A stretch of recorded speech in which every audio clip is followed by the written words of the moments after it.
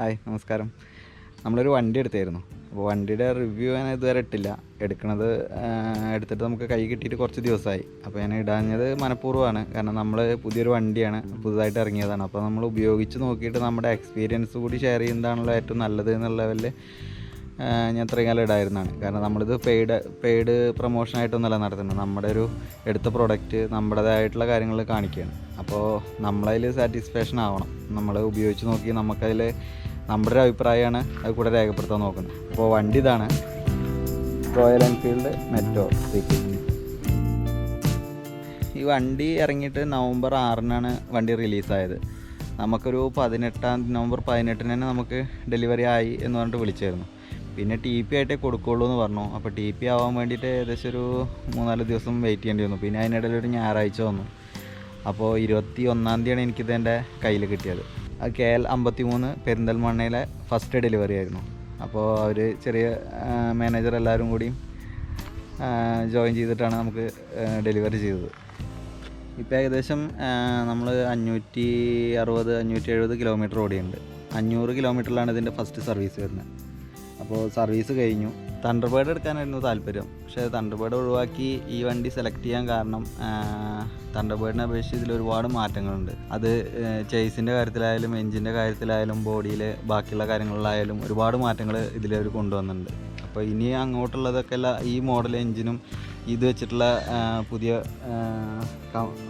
മോഡലുകളായിരിക്കും മാനേജറും ഇതേപോലെ നമ്മുടെ പറഞ്ഞിട്ടുണ്ടായിരുന്നു. തണ്ടർബേർഡിനെ അപേക്ഷിച്ച് ഇതിൽ ഞാൻ കണ്ട മെയിൻ പ്രത്യേകത എന്ന് പറഞ്ഞാൽ ഈ 2 ചേസാണ്. ഇത് UK ഡിസൈനാണ്, ഇന്ത്യൻ മെയ്ഡാവും, UK ഡിസൈനാണ് ഈ സാധനം വന്നത്. നമ്മൾ ബുള്ളറ്റിൻ്റെയും അല്ലെങ്കിൽ റോയൽ എൻഫീൽഡ് വണ്ടികളൊക്കെ പറഞ്ഞാൽ 350 cc 500 cc 650 cc അങ്ങനെയൊക്കെ ആയിട്ട് വരുമ്പോൾ ഇത്രയും വെയിറ്റ് കൂടിയൊരു എൻജിനാണ്. ഇത്രയും വെയിറ്റ് കൂടിയ എൻജിൻ ഇവിടെ ഒരു ബാറിലാണ് ഇത് സപ്പോർട്ട് ചെയ്ത് നിൽക്കുന്നത്. അതുകൊണ്ടാണ് ഇതിന് കൂടുതൽ വൈബ്രേഷൻ വരുന്നത്. അപ്പോൾ ഇതിൽ പറഞ്ഞാൽ ഇതിപ്പോൾ 2 ബാറായിട്ടാണ് ഈ ചേസ് പോണത്. പിന്നെ ആ ചേസ് പോരാത്തതിന് ഇവിടെ വന്നിട്ട് എൻജിനിൽ എൻഡ് ചെയ്യുന്നുണ്ട്. കണ്ടോ, എൻഡ് ചെയ്തിട്ട് ഇവിടുന്ന് എൻജിനിൽ ഈ ചേസ് ഇവിടെ എൻഡ് ചെയ്യണം. ഈ അടുത്തൊരു ചേസ് ഇവിടെ നിന്നാണ് പോണത്. അപ്പോൾ അങ്ങനെ എന്തെങ്കിലും വൈബ്രേഷൻ വരികയാണെന്ന് വെച്ചെങ്കിലും അത് ഇവിടെ കൊണ്ട് തീരും. ഇവിടെ ഇളകണ സാധനമാണിത്. അപ്പോൾ ഈ ഇളക്കത്തിൽ ആ വൈബ്രേഷൻ പോകും. എൻജിൻ നിൽക്കുന്നത് ഇതിലുമാണ്. ഇത് നല്ലൊരു ഡിസൈനാണ് ഈ വന്നത്. പിന്നെ എൻജിനിൽ മാറ്റമുണ്ട്. പിന്നെ വരുന്ന മാറ്റം സൈലൻസർ. അതായത് തണ്ടർബേർഡിന് സൈലൻസർ ഇതിലേറെ നീളത്തിലായിരുന്നു. അത് വണ്ടി കാണാനൊരു ബോറുണ്ട്. കാരണം ഈ ടയറിനെക്കാട്ടിലും കൂടുതലായിട്ടാണ് സൈലൻസർ നിന്നായിരുന്നത്. അപ്പോൾ അതൊരു വണ്ടിക്കൊരു ബോറായിട്ടാണ് നമുക്ക് അനുഭവപ്പെട്ടായിരുന്നു. ഇതിൽ പറഞ്ഞാൽ ഇതിൽ ഉള്ളിലേക്കായിട്ടാണ് വരുന്നത്. പിന്നെ സൗണ്ട് ഒരുപാട് വ്യത്യാസമുണ്ട്. സൗണ്ട് നല്ലൊരു സൗണ്ടാണ് വരുന്നത്. ഫാൾട്ടുകളുണ്ട്. ഇവിടെ പെയിൻറ്റ് പോയിട്ടുണ്ട്. ചിലപ്പോൾ അതിൻ്റെ മെറ്റാലിക്കിൽ എന്തെങ്കിലും അടിച്ചതിൻ്റെ കട്ടിങ്സ് ആവും. സർവീസിന് കണ്ടിട്ടില്ല, അത് മാറ്റി പറഞ്ഞു കൊടുക്കണം അവർക്ക്. പിന്നെ അതുപോലെ ഇവിടെ ബ്രേക്ക് വരുന്നതൊക്കെ കുറച്ചും കൂടി ഫ്രണ്ടിലേക്ക് ആക്കിയിട്ടുണ്ട്. മറ്റേത് കുറച്ച് ഇവിടെ ആയിരുന്നു, ഇത് കുറച്ചും കൂടി ഫ്രണ്ടാണ്. അപ്പോൾ ഇരിക്കുമ്പോൾ കാല് കുറച്ച് നീളത്തിൽ ഇങ്ങനെ വയ്ക്കാൻ നല്ല റെസ്റ്റാണ്. ഫ്രണ്ടും ബാക്കും വരുന്നത് ABS ആണ്. പിന്നെ ബാക്ക് ഭാഗം മാറിയിട്ടുണ്ട്. ബാക്ക് ഭാഗത്ത് ഇവിടെ ഒരു ലൈറ്റായിട്ട് വന്നിരുന്നു. ഇതിപ്പോൾ ഒരു വിൻറ്റേജ് ലുക്കിലേക്കുള്ള ഒരു ലൈറ്റായിട്ടാണ് വരുന്നത്. ഇവിടെ കുറച്ച് ഗ്യാപ്പ് കൂടുതലുണ്ട്. പിന്നെ ഇവിടെയാണ് നമ്പർ പ്ലേറ്റ് വരുന്നത്. ഇൻഡിക്കേറ്ററിലൊക്കെ മാറിയിട്ടുണ്ട്. ഇൻഡിക്കേറ്ററിലൊക്കെ ചെറിയ ഇൻഡിക്കേറ്ററാണ് വരുന്നത്, കുറച്ച് വലിപ്പം കമ്മിയായിട്ട്. പിന്നെ തണ്ടർബേർഡിൻ്റെ ഈ ടാങ്ക് ഗ്യാപ്പ് ഇവിടെയായിരുന്നു, അത് സെൻറ്ററിലേക്ക് തന്നെ ആക്കിയിട്ടുണ്ട്. ടാങ്കിൽ മാറ്റം വന്നിട്ടുണ്ട്. ടാങ്കിൻ്റെ ഷേപ്പ് കുറച്ചും കൂടിയും ഒരു പൊന്തിയ ഷേപ്പായിരുന്നു തണ്ടർബേർഡിൻ്റെ. ഇതിൻ്റെ കുറച്ചും കൂടി ഒരു റൗണ്ട് ഷേപ്പാണ്. പിന്നെ അതിൻ്റെ മെയിൻ പ്രത്യേകത എന്ന് പറഞ്ഞാൽ ഈ സ്വിച്ചുകളാണ്. കാരണം ഇത് വേറൊരു വണ്ടിക്കും ഇതുവരെ വരാത്തൊരു സാധനമാണ്. അതായത് എൻജിൻ സ്വിച്ചാണ്, ഇത് ഓഫ്, ഇത് എൻജിൻ ഓണാണ്, ഇത് സെൽഫ്, ഇത് എൻജിൻ ഓണാണ്, ഇത് സെൽഫ്. ഇതിങ്ങനെ നീക്കുക ചെയ്യണത്. ഇങ്ങനത്തെ ഒരു സ്വിച്ച് വേറെ വണ്ടികളിലും നമ്മൾ അധികം കണ്ടിട്ടില്ല. എല്ലാവരും സ്വിച്ച് ഐറ്റം തന്നെയാണ്. ഇവിടെ 4 ഇൻഡിക്കേറ്റർ കൊടുത്തിട്ടുണ്ട്. ഹെഡ് ലാമ്പ് എപ്പോഴും ഓൺ തന്നെയാണ്. പിന്നെ ഇത് ഡിമ്മും ബ്രൈറ്റും പാസ് അടിക്കാൻ ഇങ്ങോട്ടും വരും. 4 ഇൻഡിക്കേറ്റർ, ഹോണ്, ഇതും പിന്നെ വലിയ മാറ്റമില്ല.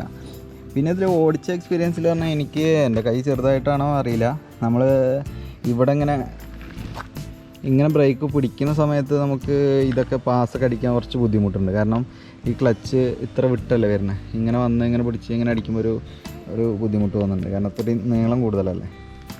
പിന്നെ ഇതിന് ഇവിടെ നമ്മൾ മീറ്റർ 0 ആക്കണ കീയൊക്കെ ഇവിടെ വരുന്നത്, അത് ഇവിടെ കുറ്റിയല്ലേ. അതേപോലെ മൊബൈൽ ചാർജറുണ്ട്, ചാർജറിൻ്റെ പോർട്ടുണ്ട്.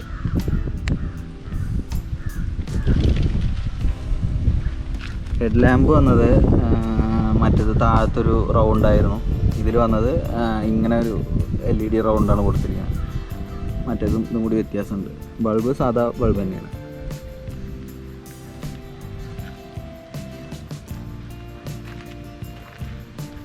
പിന്നെ സീറ്റിംഗ് പൊസിഷനെ പറ്റി പറയുകയാണെന്ന് വെച്ച് കഴിഞ്ഞാൽ നല്ല കംഫർട്ടാണ്, ഇരിക്കാൻ നല്ല സുഖമാണ്. കാരണം നമ്മൾ ലോങ് യാത്രയൊന്നും പോകുമ്പോൾ ഒരു 10-200 കിലോമീറ്ററൊക്കെ ഞാൻ കണ്ടിന്യൂ ഒന്ന് ഓടേണ്ടി വന്നായിരുന്നു. അപ്പോൾ അത്രയും കിലോമീറ്ററിൽ നമുക്ക് ബാക്ക് ഒരു വേദന അങ്ങനത്തെ ഒരു ഇതൊന്നും തോന്നിയായിരുന്നില്ല. കാരണം ഇത്രയും വീതിയുള്ളൊരു ഇതാണ് ബാക്ക് സീറ്റിൽ 2 ആൾ കഷ്ടിക്കാതിരിക്കാൻ പറ്റും. കുട്ടികളൊക്കെ ഉണ്ട് വെച്ച് കഴിഞ്ഞാൽ കുറച്ച് ബുദ്ധിമുട്ടാണ്. പിന്നെ ഇതിൽ ഹാൻഡിൽ ഇങ്ങനെയാണ്. അപ്പോൾ ഇതിൻ്റെ ടോപ്പ് വേരിയൻ്റ് മോഡലിൽ ഇങ്ങനെ വന്ന് ഇവിടെ റെസ്റ്റും കൂടി ഇരിക്കുന്നുണ്ട് ബാക്കിലേക്കുള്ളത്. പിന്നെ ടോപ്പ് വേരിയൻറ്റിൽ വരുന്നത് ഇവിടെ ഒരു വൈസർ വരുന്നുണ്ട് ഗ്ലാസിൻ്റെ.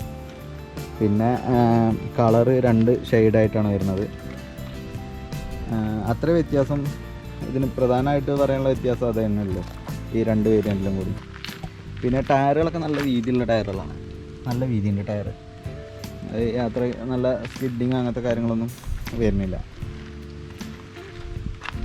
ഇതിലിപ്പോൾ ഞാൻ ഇതിലേക്കൊരു മറ്റേ ടാങ്കിൻ്റെ ഗ്ലാസ് സ്റ്റിക്കർ കൊടുത്തിട്ടുണ്ട്. ഇവിടേക്കും ഈ സാധനത്തിലും ഗ്ലാസ് സ്റ്റിക്കർ അടിച്ചു. അത് സ്ക്രാച്ച് നമുക്ക് എപ്പോഴും വരാൻ സാധ്യതയുള്ളതുകൊണ്ട് ഇവിടെ ഭയങ്കര ശ്രദ്ധിക്കേണ്ടവരാണ്, അല്ലെങ്കിൽ ഇവിടെ വന്നാൽ പിന്നെ അത് പോവില്ല. പിന്നെ ഇതിലെ ഏറ്റവും ആകർഷണമായൊരു പ്രത്യേകത ഈ മീറ്ററാണ്. ഇത് നാവിഗേറ്ററാണ്. അതായത് ഇതിലിപ്പോൾ ടൈമാണ് കാണാം. നമ്മളിത് ഫോണുമായിട്ട് കണക്ട് ചെയ്തിട്ടുണ്ടെന്ന് വെച്ച് കഴിഞ്ഞാൽ നമ്മൾ പോണ റൂട്ട് അതിലടിച്ചിട്ട് ഇതിൽ ആരോ മാർക്കായിട്ട് കാണിക്കും. എങ്ങടെ നമുക്ക് തിരിയേണ്ടത് വെച്ച് കഴിഞ്ഞാൽ ആ തിരിവ് അത്ര ദൂരം, ആ തിരിവ് കഴിഞ്ഞിട്ടുണ്ടെന്ന് വെച്ച് കഴിഞ്ഞാൽ ആ കളർ മാറും. ചിലപ്പോൾ പച്ച കളറിലാണ് കാട്ടുക, തിരിഞ്ഞ് കഴിഞ്ഞാൽ ഓറഞ്ച് കളറായി മാറും, അങ്ങനെ കാണിക്കുന്നുണ്ട്. പിന്നെ എണ്ണയുടെ മീറ്റർ ഇതിൽ കാണിക്കുന്നുണ്ട്. ട്രിപ്പ് 2 ട്രിപ്പ് അടിക്കാനുള്ളത് കാണിക്കുന്നുണ്ട്. ഇവിടെ പ്രസ് ചെയ്യണം. മൊത്തം 584 കിലോമീറ്റർ ഓടി നമ്മൾ, ബാക്കിയെല്ലാം ട്രിപ്പാണ്. പിന്നെ ഗിയർ ഏത് ഗിയറിലാണ് വണ്ടി ഓടുന്നത് എന്നുള്ളതിൽ ക്ലിയറായി കാണിക്കുന്നുണ്ട്. ഇതിപ്പോൾ 3rd ഗിയറിലാണ് വണ്ടി നിൽക്കുന്നത്. ഗിയറെല്ലാം ഫസ്റ്റ് താഴത്തേക്കും ബാക്കിയെല്ലാം മുകളിലേക്ക് തന്നെയാണ്.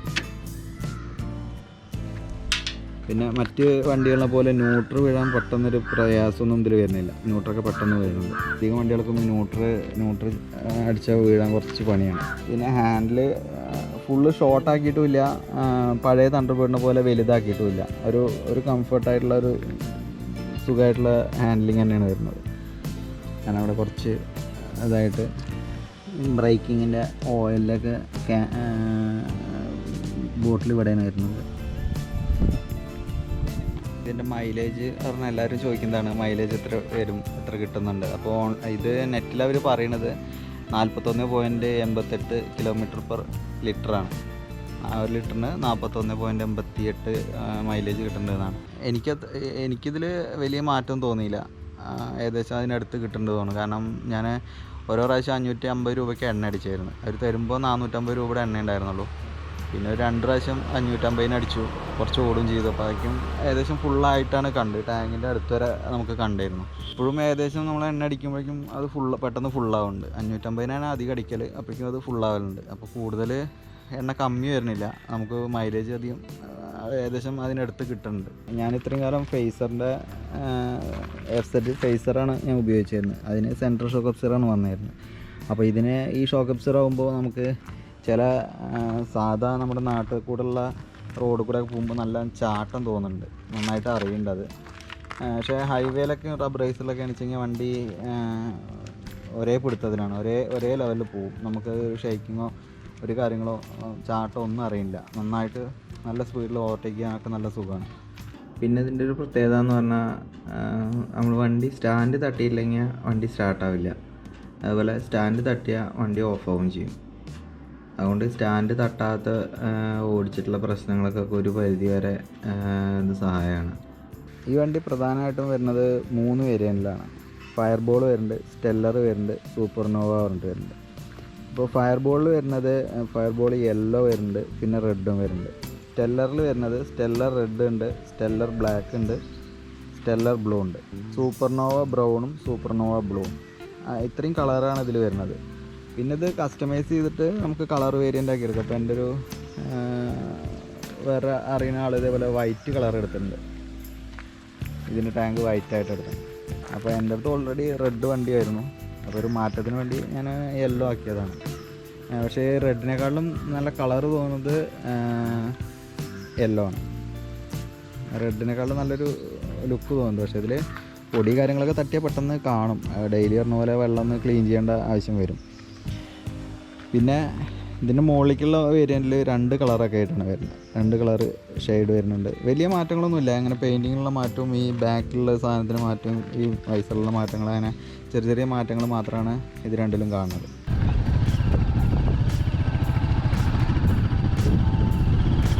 യാത്രയ്ക്ക് ഏറ്റവും അടിപൊളിയാണ്. ശരിക്കും ഒരു ഇതൊന്നും ഇല്ലാത്ത നല്ല